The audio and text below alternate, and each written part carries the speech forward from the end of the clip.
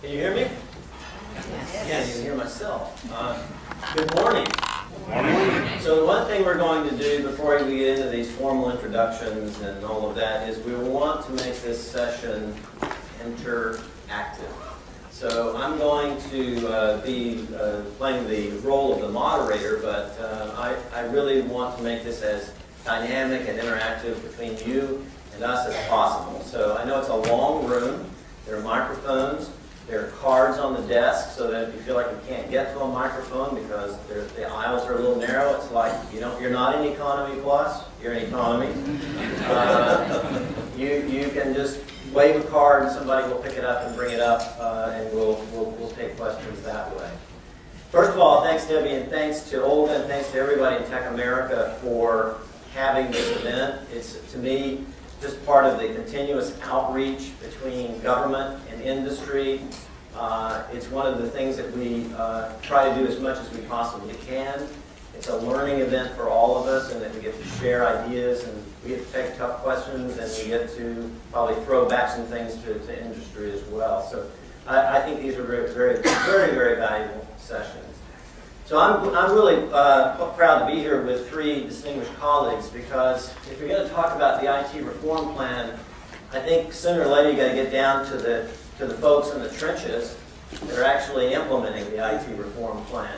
And we have three of them up here with us today. Mark Day is the CTO at HUD, and I think Mark is no stranger to any of you. He's had a distinguished career. He was at Mantech for a while, but prior to that he was at EPA as the CTO and did some great things in his tenure there. We have some stories we could tell about that, but we're not going to. Susan Swart is the CIO at State Department, and Susan has a long, distinguished career inside State Department, both as the Chief Knowledge Officer, working at the IRM level in bureaus. Really, I think is a great example of a CIO that knows the business side of their organization and has brought IT into that fold. And Chris Smith is here from USDA. Chris is a pioneer because you're doing really exciting things at USDA in terms of cloud work, in terms of consolidation, in terms of really modernizing the department. So Chris brings, I think, a great breath of fresh air and again, a wealth of experience. So I think we couldn't pick three better people to actually kind of talk to you from the CIO angle on what's happening in implementing the reform plan. So Norm took us through the survey results of the TechAmerica CIO Survey, and there is quite a correlation, I think, between what the findings of that CIO survey are and what some of the tough issues are facing the implementation of the reform plan. So, when we drafted the reform plan, CIO Council was heavily involved in drafting as well. We all knew these were tough issues.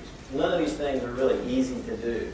They're getting really to the core of the fabric of what we need to address in order to get the best possible results from our IT dollars in the federal government.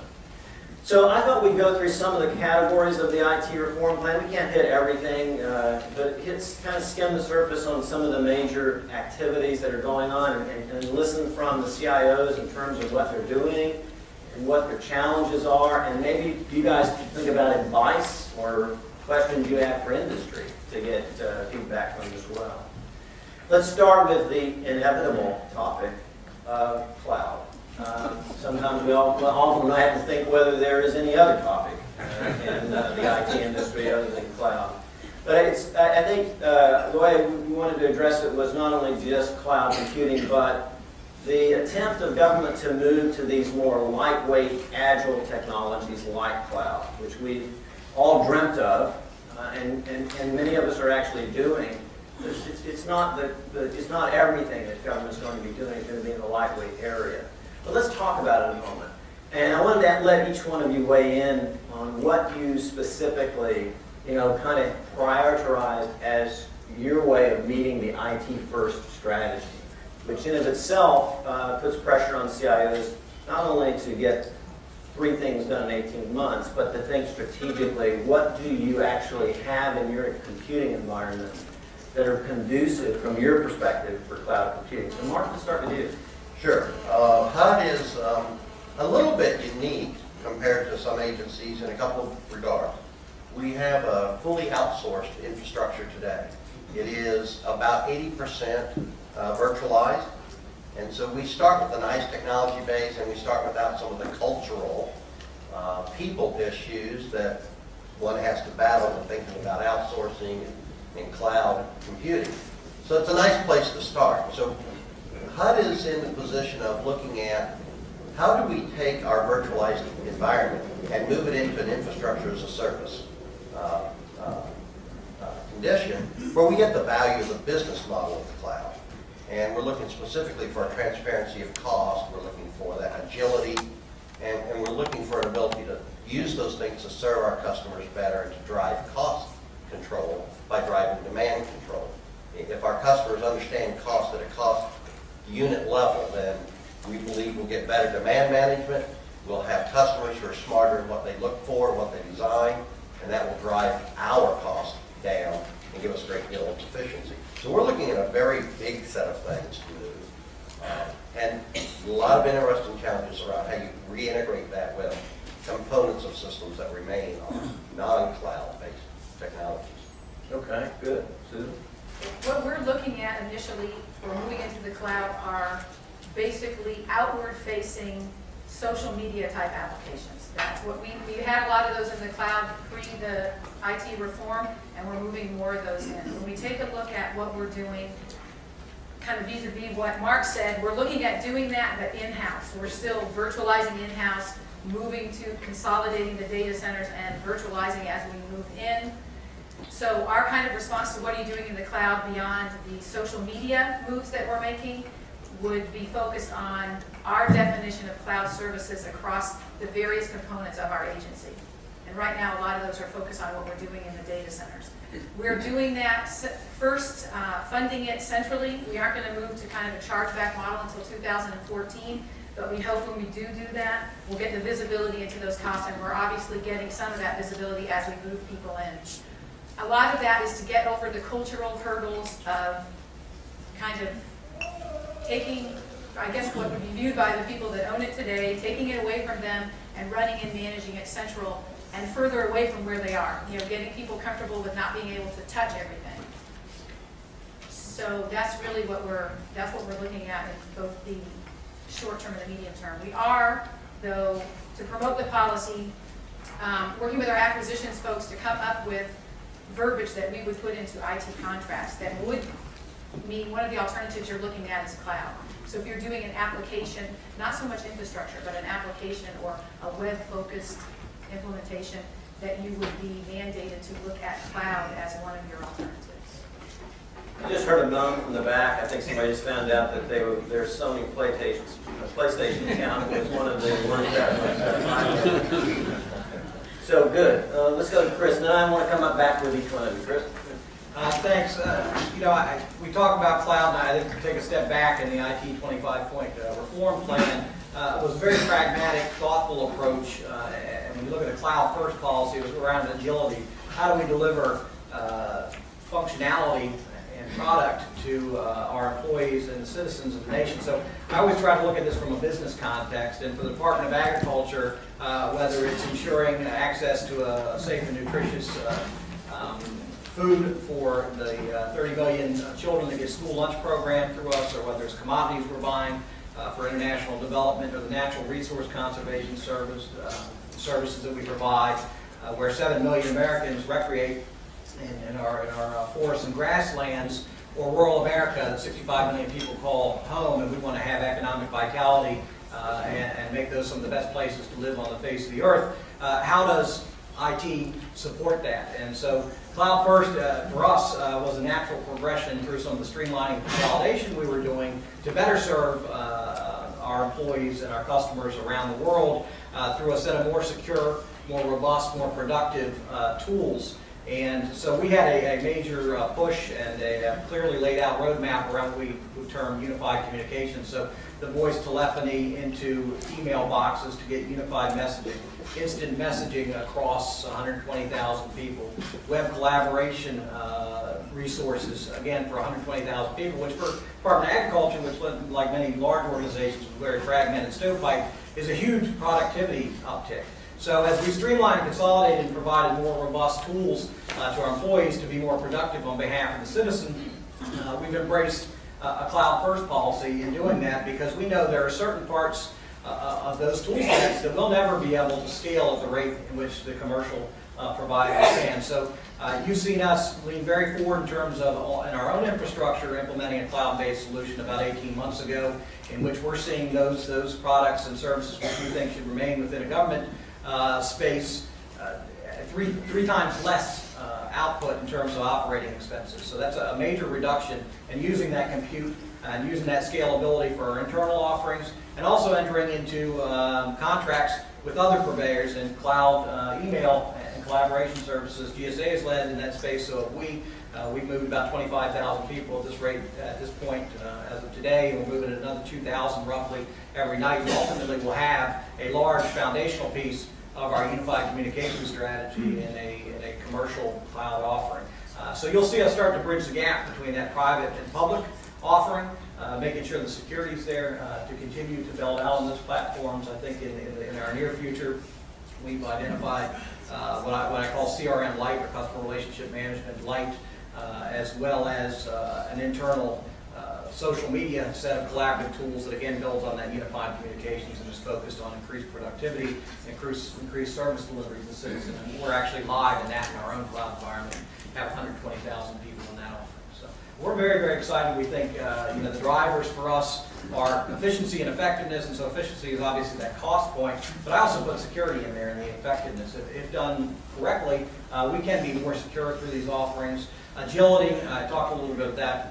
Quicker time to market, quicker time from idea to actual concept to delivery of that. And last is innovation.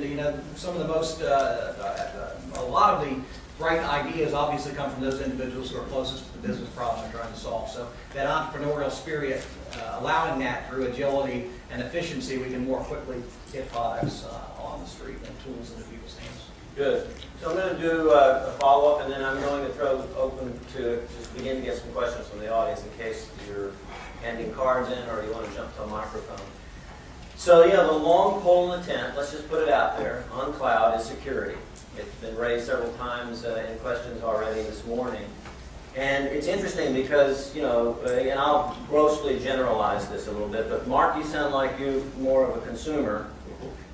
Susan, you're actually a little bit of a hybrid, but largely a provider still of services internally. And Chris, you've got a little bit of a hybrid, but you have large data centers and a lot of virtualization from an infrastructure perspective. Is your own assets, but you're acquiring some services on the UC side.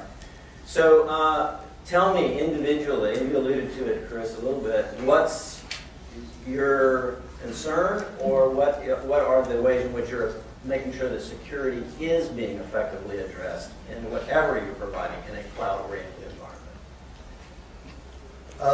Well, for us... Long pause there, you notice that? Yeah, and I'm not usually one to speak slowly.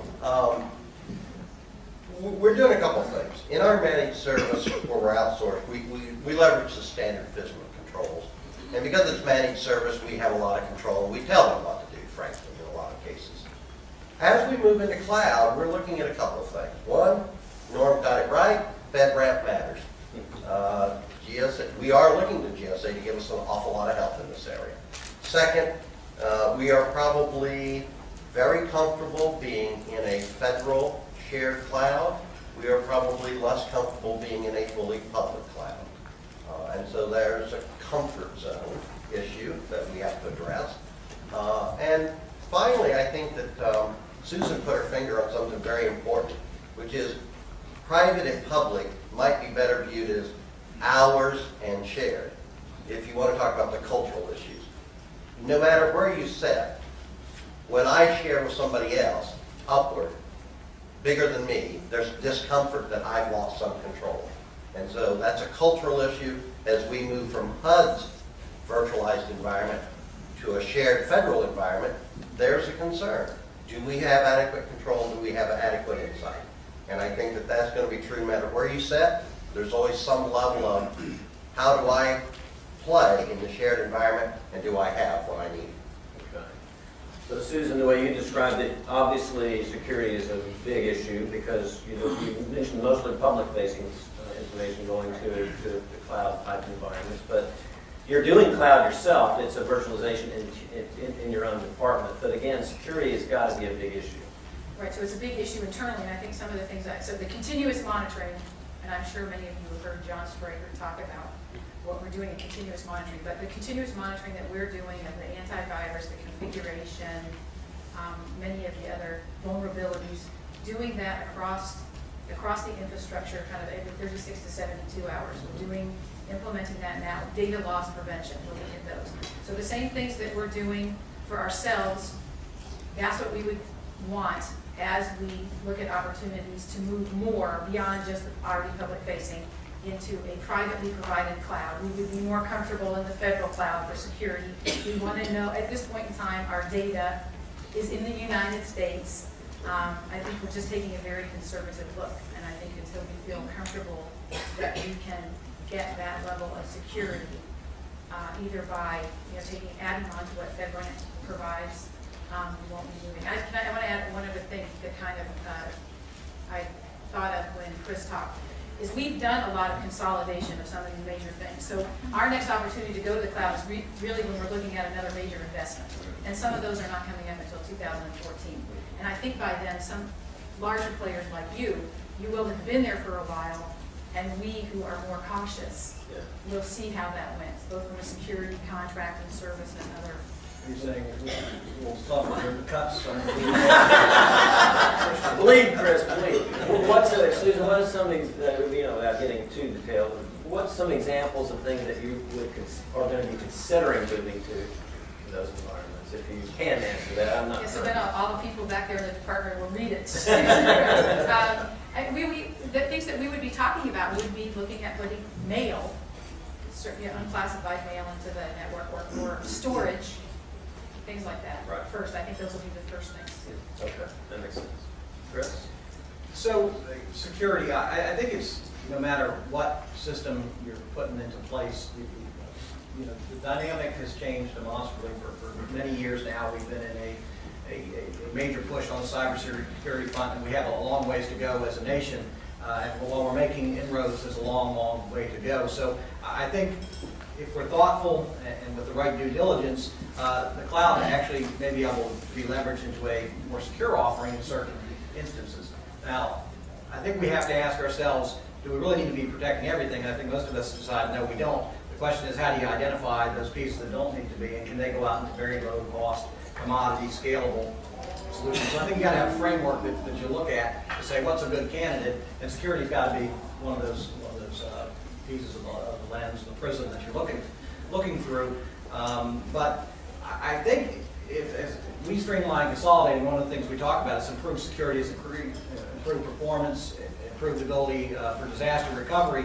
That can be done also in commercial clouds. And if we've got more information passing through those, both commercially and government, we will better see the threats that we're facing. We'll better be able to react to those. So I think there's a lot of advantage that we perhaps, there's a lot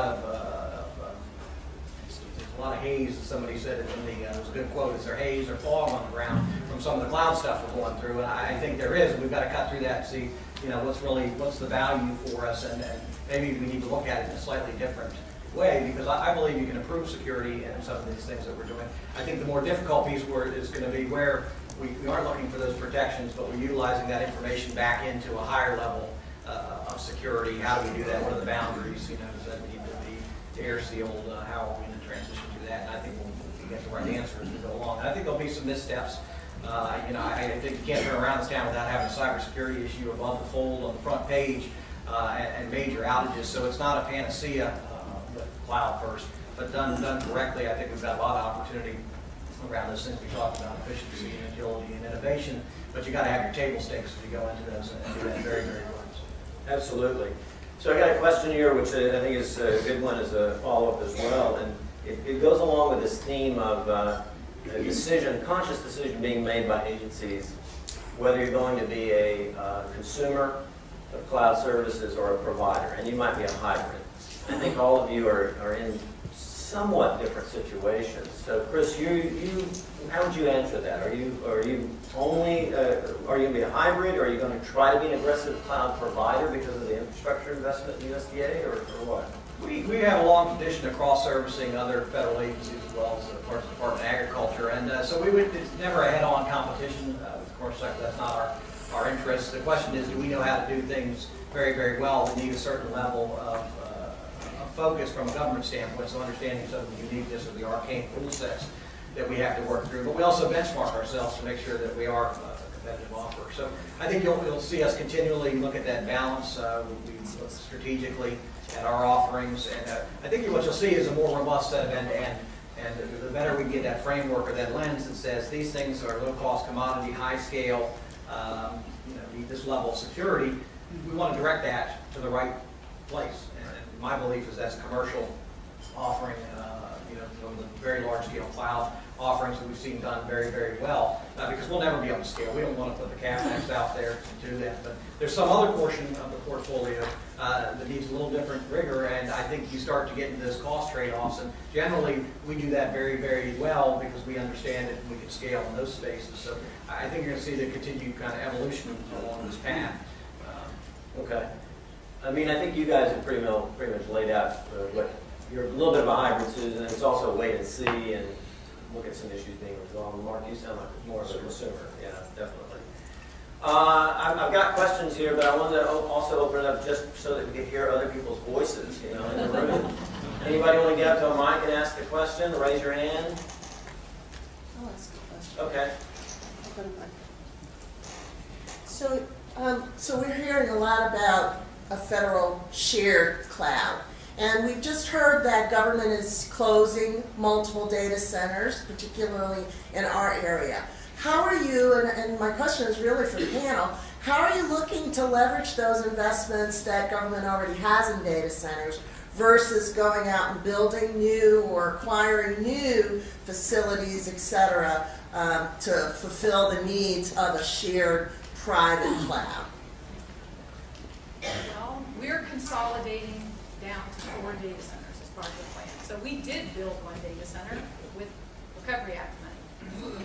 Another one is a commercial, and then we have 2 existing locations that we're kind of, let's say, retrofitting, upgrading, retrofitting. So we're doing a little bit of both, but we did build them. We can't hear you. Oh. Sorry, I think, yeah, my mic's off. Sorry. It's a secret technique. Technical. Technique.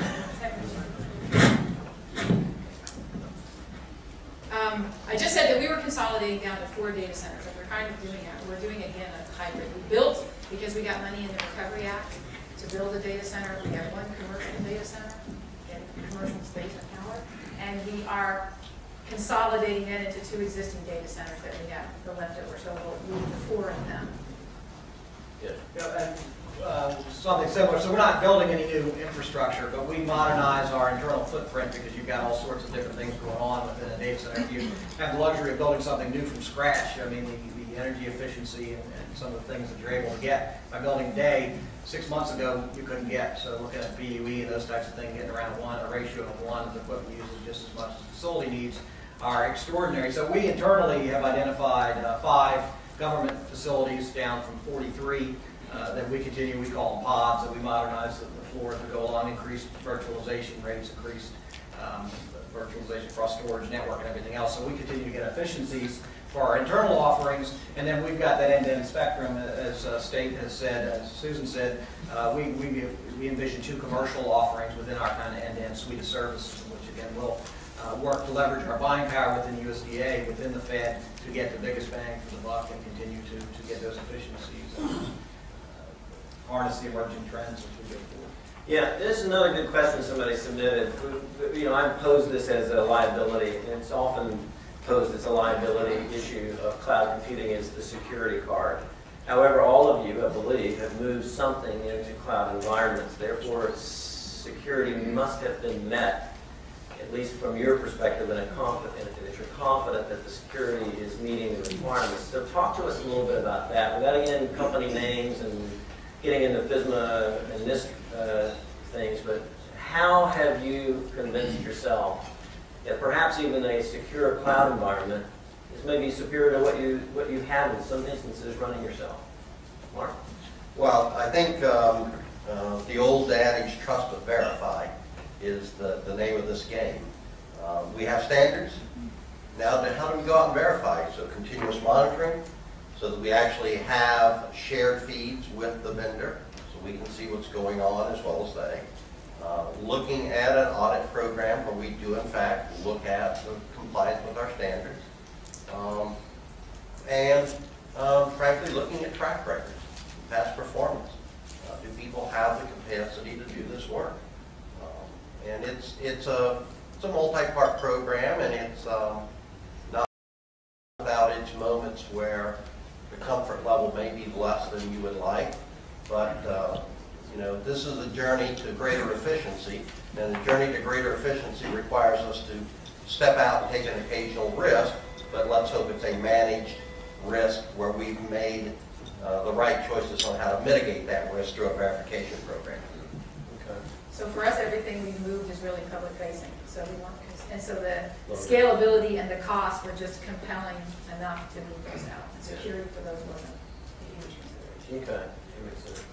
I think Dave, Mark, and Sue, you've all said continuous monitoring. I think there's a broad consensus nationally that continuous monitoring is the right move, and I hope that we see legislation to support that as we move forward. So, you know, the FISMA, CNA, NIST standards are done right now as a snapshot in time, and we know the threat's evolving, and that we've got to be on our A game and be on it 24/7 by 365. So I think if you set that requirement and then you hold people accountable for that, you'll get there. Now, the issue with cloud is that in many cases, people want it to be a black box.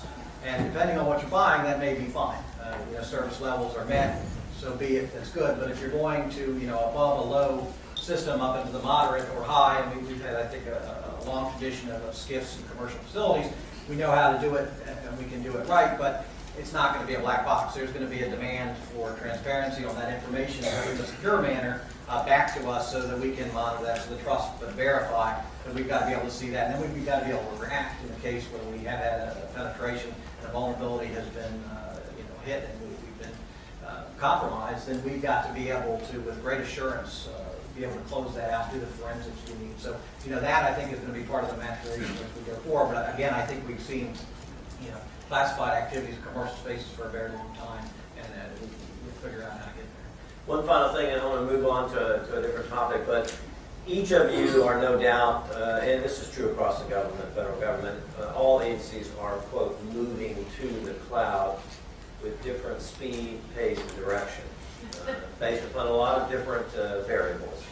So tell me real quickly, what are those variables that are influencing your move to cloud environments? What are the front and center things that are glaring at you that say go, no go, not sure? Procurement models are a big part of the conversation for us. Reintegration of our data. How do I make sure that the data in the cloud can be integrated with the data that I have in my more traditional environments? How do I make sure that system integration can be accomplished? Because I have many systems that are multi-component, some components easily put in the cloud, some components setting on technology that might not move into the cloud. So integration and procurement models probably are my two biggest places to do some more. Great. I think we've talked about most of them. I think when we got to the point where you are, procurement would be huge.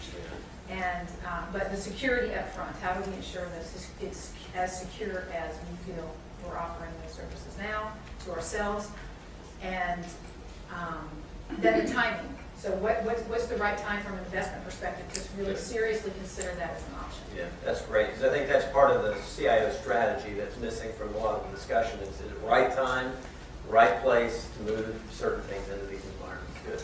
And I'd echo what my colleagues said, and I would just add, it's also what is what's the business problem you're solving. So what technology enabler you're putting in place, and where you enter a spectrum, right? So for us, For email, we had pretty robust and forward-leaning unified communications, had a lot of pieces, but we need to consolidate our email down internally. We have multiple VPN networks within our wide area network.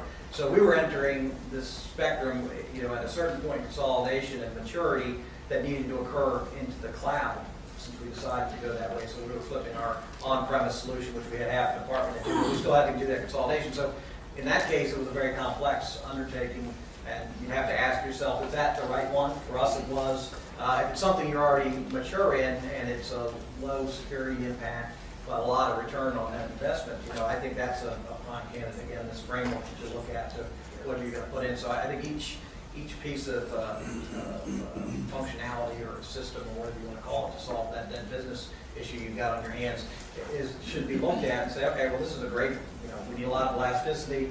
The workload's going to scale up and down. It's low impact from a security standpoint. It's new, so we can take advantage of how we build it. So I think you got to apply some sort of lens and framework to each thing that you're going to do, and then you can figure out where you're entering into the cloud space. Good. Got a question at the microphone? Yeah, Chris Oglesby with Knowledge Consulting Group. On the heels of the security conversation here, Norm had a great comment in his presentation that said security is more than just for the IT people. How are you educating the broader organization? How do you continue to maintain that for your users and the people on the mission side? Jump in. I just came out of a sub-cabinet meeting with the Department of Agriculture undersecretaries and did about a 20-minute overview on the state of cybersecurity globally. What's the picture out there?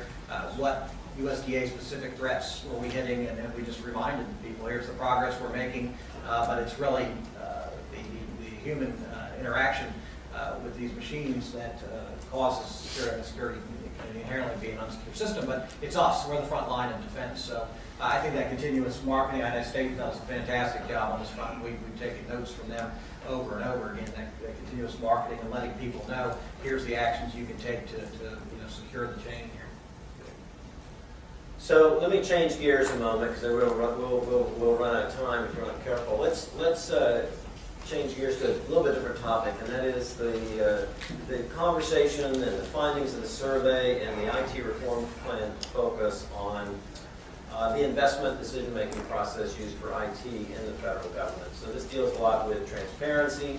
It deals a lot with the old 300 CPIC process. It deals with whether these folks are empowered to actually make decisions about IT or not. There's a lot of things hung up here, but let's start with TechStat. So all of you have been in TechStat meetings, and so you get to speak from the hot seat of actually being in one. Tell me and tell our audience how that works. Does that work for you? Do you find it a helpful exercise to go through, or not, Susan? Yeah, I thought it was. It was really one of the worst experiences of my time in my job, but it was good. It was it was good for a lot of reasons. It was some foreign assistance, duplicative systems were the focus. It was good because the program managers came. It was not the IT people were there to support, but the program managers, the business owners came and justified their systems. That was a good conversation. It really focused things down into developing a plan. It got visibility at a higher level than similar situations really ever got in our departments. So all of that was good. Going through that, in the end, ended up that they consolidated their system. They had a good plan. It worked. It did what it eliminated duplication, saved money, and it came up with a better product. Cool. So that's good. Mark, what about you? It's been very helpful. Our agency has for many years not had development money, had a lot of systems in O&M condition, and we suddenly had a lot of money to do something. And originally we had 38 projects on the table. And after TechStat and some negotiation, we said, the truth is we had the ability to handle 7 major projects. And so we scaled back a lot of projects and put a lot more focus in one place. TechStat helped drive that conversation. So it became clear that we really have a capacity to do this. Let's narrow down and do what we can actually successfully carry out. Good. So, Chris, one of the issues that has come up with TechStat meetings has to do with the data quality, right? Because most of it's driven off of the 300 exhibit data going into the IT scorecard. And GAO's looked at it, and a lot of people have looked at it, and there's some issues. So tell me a little bit about that. Has that affected, or how do you deal with that in the tech stat session? I think it's a huge deal. The capital planning documents that we utilize are necessary to have transparency into the budget. But those documents are not dynamic. They're not, not kept. They just don't fit a near real-time view of what's happening. So they're important for the overall view. We need to go through it. So you go through the prioritization of those investments. There's a lot of value to it. But we struggled, I think, within the government, taking those documents and making them real time and really getting to those things like if you're in a DoD project, development, modernization, enhancement, where EVM is a good yardstick. It's not the only one to say how are we doing on cost, schedule, and performance. Because that's where you start to get to the more complex questions that are really going to change behavior. So, bringing that back to the dashboard, I think has been a great effort. But we have struggled with data quality. GAO came in and talked to a lot of us about that. And so, we're moving the ball there, and I think it's paying dividends. The tech stats were tough, the gloves were off, but I think the value was there. And if you get away from that documentation, so we're all trying to replicate that through the Best Practices Committee and everybody's staff.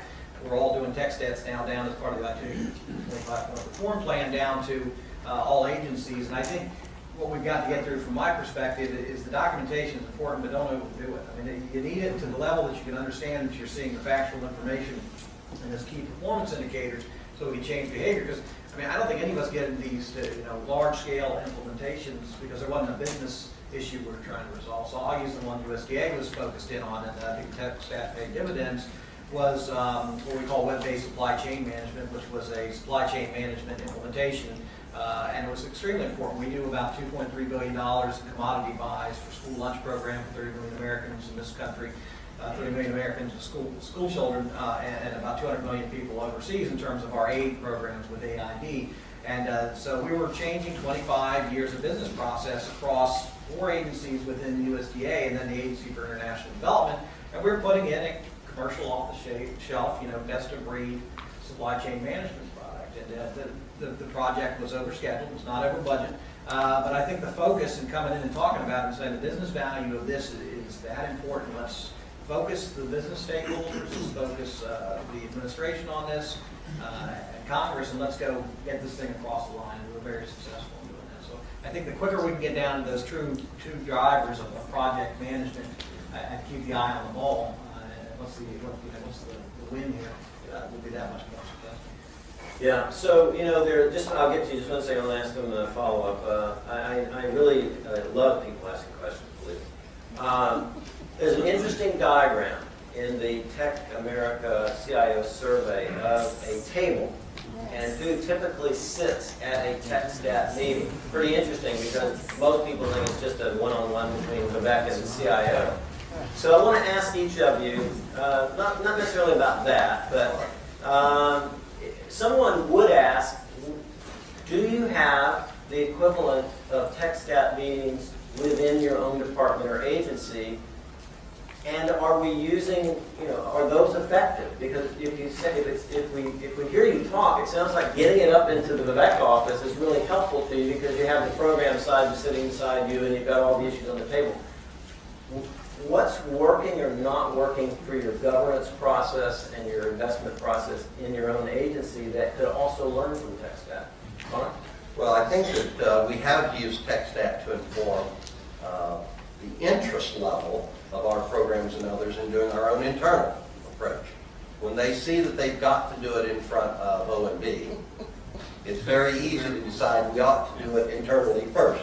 And that we ought to have the practice right, we ought to have the answers right, and we ought to, in fact, emulate that because it has driven good decision making. And so I think it has been an informative process, but it's also taught us something else.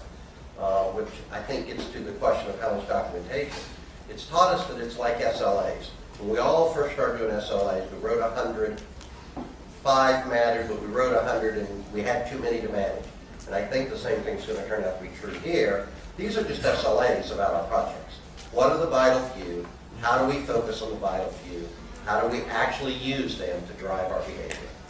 Susan, you come from you have a rich experience and background at the bureau level in State Department. So what gets this, what's plaguing us in terms of our ability in the federal government to get IT at the business table discussion, the program level discussion, and have you been able to successfully do it?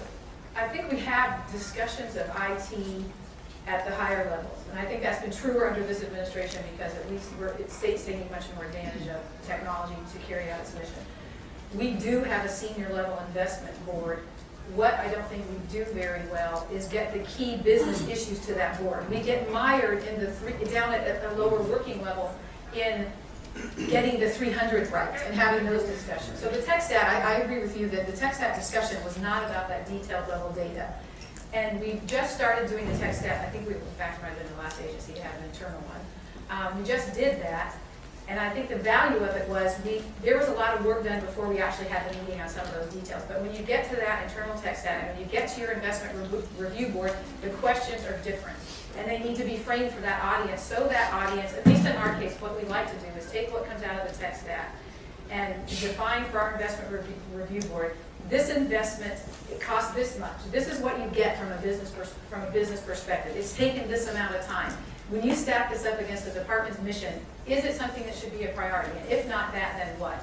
That's what we really haven't done a great job at. And we hope that bringing the tech stat-like function internal will lead to a better way to inform our investment board so they can then prioritize our investments. Good, that's great. What happened to my question? Oh, here we go. It didn't go very far. I'm Shelley Myers from MSB Associates, and I'm delighted and thrilled to hear that you all think these tech stats are doing something, are making a difference. I spent a lot of years in the federal government. There's a lot of reporting for reporting's sake.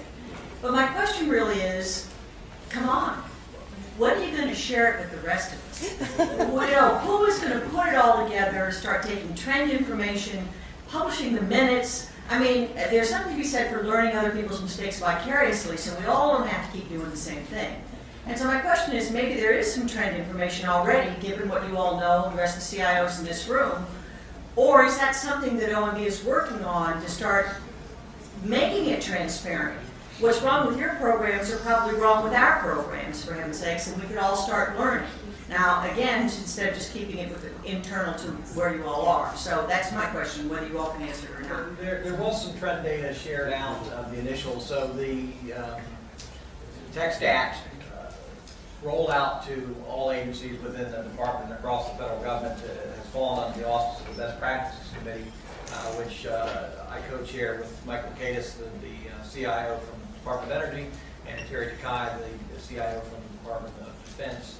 And Vivek did announce just last week in his White House progress review of the plan what happened in the first series of tech stats. So I don't know if you got into slides, he talked about it, but shortly after that we actually held a session in which those findings were given back to the agencies, and I think you'll see that forthcoming. And so the whole point of the Best Practices Committee is just what you said, to have a very open and transparent environment, which we spend a great deal of money on studies, practices, and so we're attempting to collect that in a very highly searchable format, and then kind of take the pearls out of that and through a peer review process start to boil out what are the best practices and tools and techniques. So not just how did somebody do it, but what tools, techniques, and procedures do they have around that. And so that is a work in progress. So I think you'll see a lot more forthcoming from us on that front. But as part of that White House event, also 5 case studies, the first kind of peer-reviewed out of about 30, I believe, we'll put out on CIO.gov / case studies. So those are out there. Yeah. And I think it's a great area. I'm glad a couple of people have brought this up. I think this is a really ripe area for a collaboration platform. And instead of actually just doing, we all talk about doing the case studies and doing it takes time and energy, takes people away perhaps from their other duties to do all of that. Or we hire somebody to compile a report and it's viewed as a consulting report. So I think one thing we're going to do, and GSA's developed FedSpace, which is a government-wide collaboration platform, is to empower the Best Practices Committee, the CIO Council, CFO Council, with some collaboration space where these dialogues can occur real time and there can be a rich knowledge repository that we can learn from as fast as we can. Yep. I was thrilled to hear for HUD that you kind of prioritized from 38 initiatives down to 7, as opposed to just kind of cut each of the 38 down and continue to do them in a smaller way. And you're attributing that, it sounds like, to TechStat. I kind of, with the GIPRA Modernization Act, there's kind of a contemplation of quarterly meetings, kind of a similar basis at the agency level for the entire agency program. And so I have 2 questions. One is whether or not you see CIOs in the IT function supporting those in terms of helping enable them. And the second is kind of, as those begin to happen, will those drive TechStat or vice versa? How do you see the relationship between them? I'd say something about that. Quarterly meetings, we schedule the quarterly meetings, but we probably have 2 out of the 4 a year. I think ideally, if we use the TechStat, that concept properly, and it's mostly within, I'll say, the CIO IT community with some, internally, we're talking internal TechStats now. If we use those correctly and we start getting the right information out of those to give to our investment board, in turn, I think they would turn around and then follow on. Okay, knowing what we now know and we're better educated about IT in the department, that they would turn around to say, okay, I'd like the next thing for you to be, to look at is this. Or if they're, many of them are users of our services, our IT services, the internal ones, they could say, I see this, this, and this on a daily basis. This is something we should be looking at. I see duplication here. I see what looks like waste or whatever, and that they could drive and push it back down. And that would be, I think, the ideal. That it's a 2-way street. I would just echo what Susan said, is that it's all these things together. It's the governance plus the program management, and then a tech stack layered on top of that gets you to the right place. So we've had a pretty strong governance structure for our big 7 projects that I try to keep the secretary very, very focused on, and we call Senior Management Oversight Committee. So those were there in place, and I see the tech stack as something done right and put up early in that process, and engaging that governance structure to get us better bang for the buck. So yeah, it's a little bit of all. Well, HUD might again be a little bit different here. We have a HUD stat program that is run by our Office for Strategic Planning and Management, and because HUD does HUD stat at the secretary's level and drives very rich discussions of program results on a regular quarterly basis for every program, they are very receptive to what happens in TechStat because they understand the process and they understand the goals of good prioritization and focus on business results. And so it's actually empowered us because HUD has a HUD stat program. And so it's a bit of a different relationship. So let me change gears again, because we're the carriage turns into the pumpkin here pretty soon. So let's talk about 2 other things real quick. One is budget, money, funding. It's a nightmare in the government process because we all have heard this and discussed this many times. CIOs and departments are putting together budgets 18 months in advance of receiving 1 dime of it. By the time you get 18 months into a life cycle of a technology or a requirements process, you're so vulnerable. And then you got to go through a procurement process, perhaps, which makes it mean 2 years maybe before you're actually implementing stuff. So 2 questions to all of you. One is, can you fix that? Number 1, just kidding. What do we do to enable CIOs and ITs to have more flexibility, not necessarily change all the processes, but what can we do to insert some more flexibility in your control over how the IT dollar is spent and when? And then 2-part question. The second part is, this is very closely tied to modular development, getting away from the big, long, multi-year, big, hairy IT project and developing things in short cycles. So talk to me about what you think the fix might be, and talk to me about how you've been able to move your agency into more quick, agile development activities. Mark, start with you. Sure. Well, I have a bit of an unusual take, and that is, I believe that we've got a problem where Congress likes to appropriate in a vertical stack to a program. They want to talk about programs they've appropriated. And I don't care how rich our portfolio management is, when we start telling an appropriator that they funded the wrong program for IT, I suspect we're not going to win that argument. And so, They didn't fund it for IT, and that's quite right. So my experience says that one of the ways to solve this is, in my past life at EPA, we ran a working capital fund. I had enormous agility. I did not ask anybody for permission to go get what I needed to serve my business customer. On the other hand, my business customer knew the cost of doing everything. And when they considered how to spend their money, they were very clear on what they were buying and what it would cost, and they made much better decisions than they did when they were asking me to spend my dollars.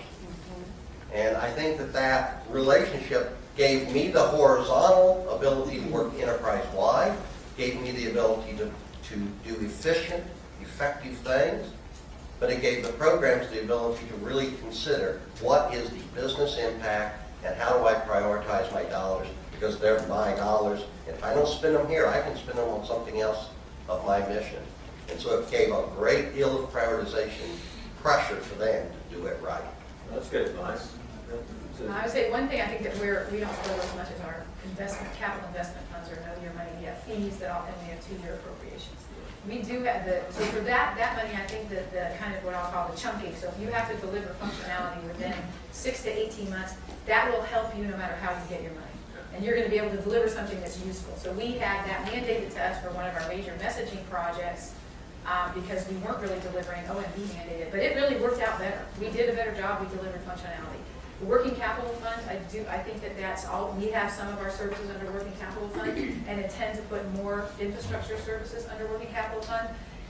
The only note of caution I put around those is you have to keep your customers informed often, because they often believe that if they don't know a lot about the transparency and how detailed that working capital fund is, it's not a slush fund, but they have to understand how it works so they don't view it as that.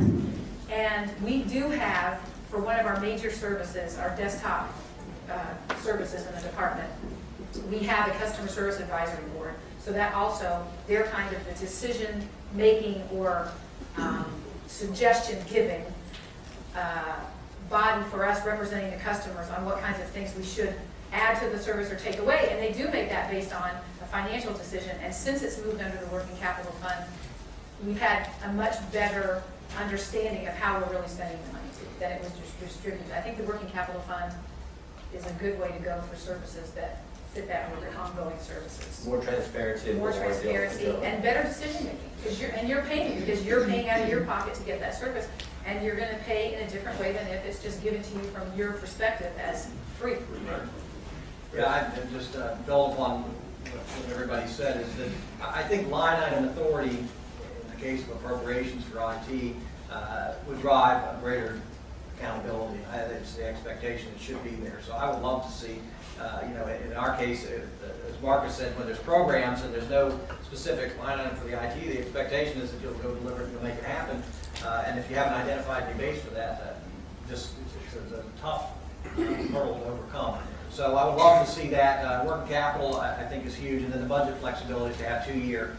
Some larger programs probably no year, but I think 2-year to allow us to do that. And then the accountability is kind of the floor. I think the expectation should be that we should be benchmarked. We benchmark our operations every 2 years on the working capital side. I think it's fee-based.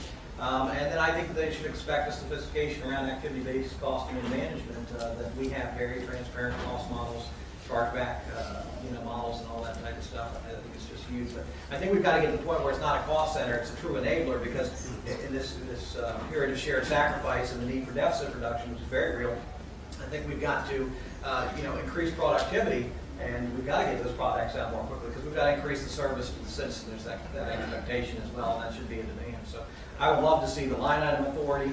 I think it drives the accountability, and then we have the due diligence to turn back around and say, hey, you're getting the best bang for your buck here. Here's how we're operating. One question from the audience, and then we'll do a wrap up. And I think this is a very good question as well. The question relating to a lot of technology topics being talked about, a lot of strategy stuff. But at the end of the day, how we do our jobs is through people. And we have a IT human capital problem in government, either from not having enough of the right people to performance issues to whatever. So tell me what you're doing to ensure that you've got the right kind of workforce in place to get some of these things done. Chris, start with you. We've been very focused in this area, and so it's really a robust approach to how we recruit, train, retain, and reward folks.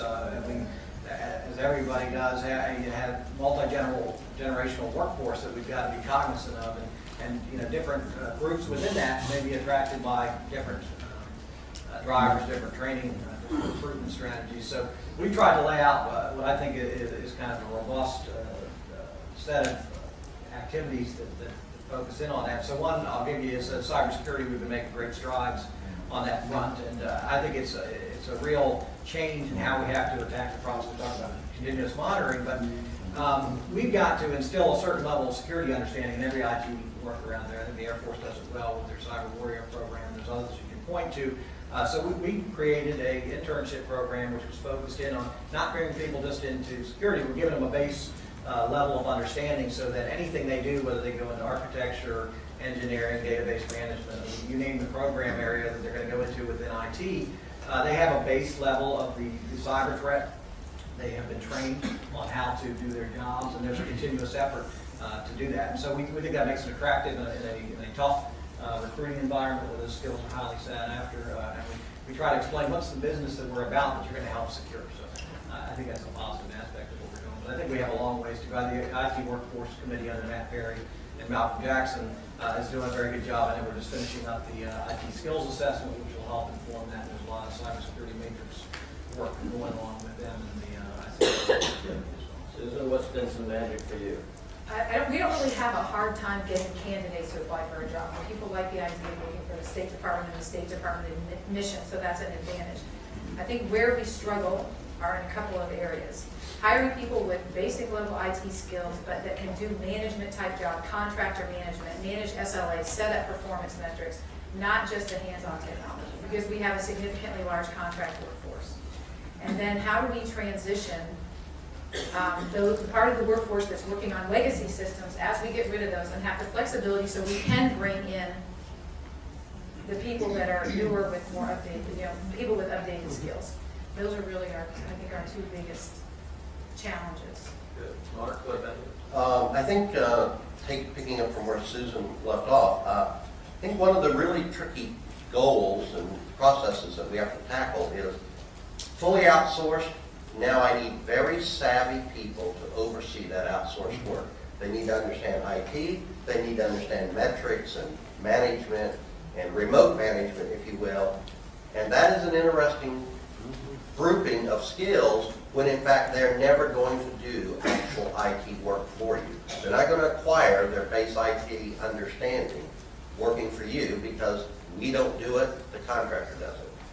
So how do you get the right people with both a savvy understanding of the subject and an understanding of the management of that subject, and how to measure that subject is an interesting problem.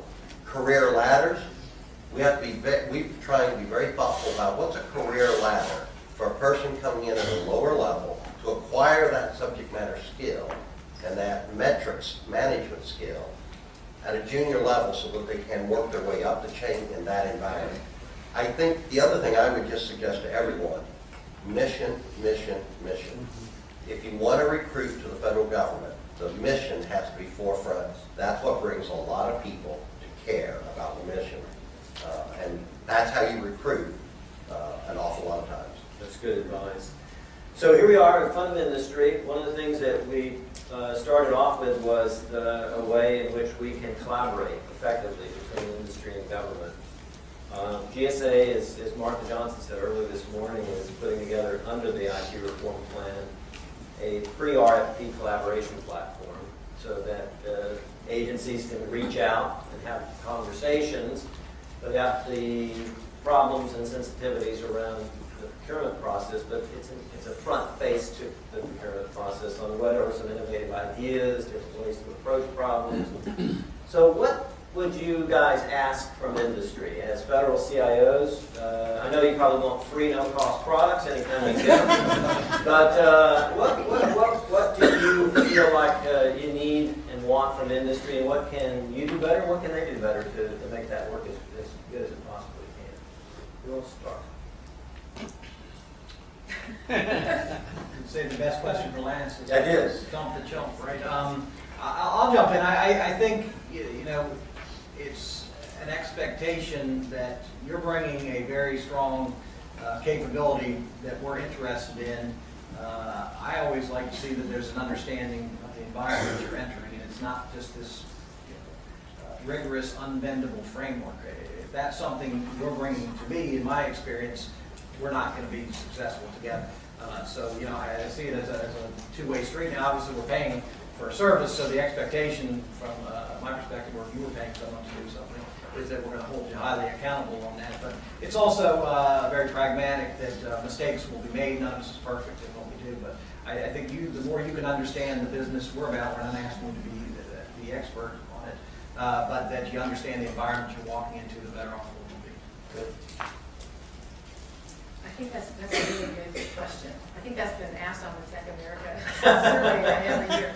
I think forums like this are good for exchange, you know, the variety of forums that we have in the industry where there's exchange of information and ideas around certain things that are not so focused on either us getting business or you getting business and us giving you that business. That's good.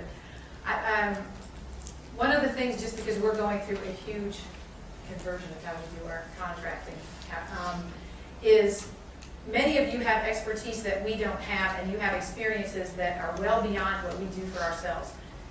That's what we're looking for. So if we're not doing something right, because I thought when you were talking about being inflexible, you were talking about us. If we're being inflexible in how we're trying to accomplish what we want to achieve, we need you to tell us that. If you have other examples that you've done with other organizations, whether government or commercial, it's great to hear from those. Here are some things that other people have done, like what you're trying to do. This was successful, this was why, and this maybe what wasn't. What have you learned that we could both take advantage of so that relationship is good? I sometimes feel that sometimes maybe we force you to provide service to us in a way that is not beneficial to either of us, that there could be a better way to do it, and we don't necessarily have a right forum to have those discussions, because we're always locked in, and I think this might be coming from the government more, that we're always locked into this, we pay for this service, and this is how we're getting it. We can't get beyond that kind of conversation to maybe change the way we're getting that service. Yeah, good. Last word, Mark. I would echo what has already been said, and I would add a specific focus. Often we have 10 rules we give industry. You've got to comply with these things. One of those 10 is driving you nuts. Tell us which one.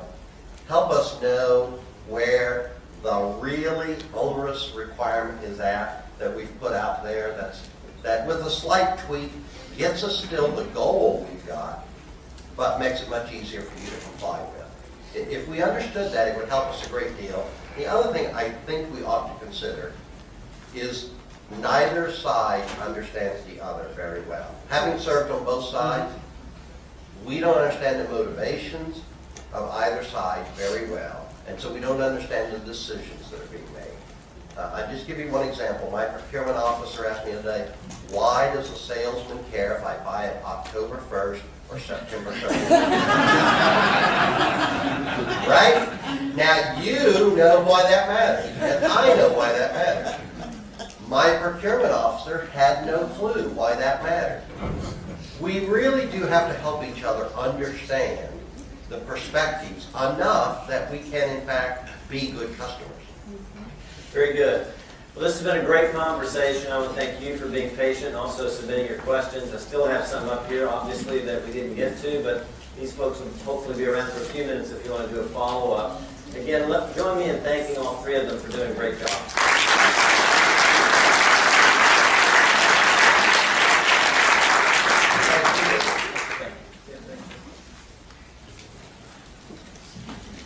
Well, this has been very insightful and very thought-provoking, I think. I think you guys left us with some questions and some go-dos that we could spend some time thinking about and coming back and offering our assistance and our advice. I really want to thank Dave McClure for being moderator extraordinaire.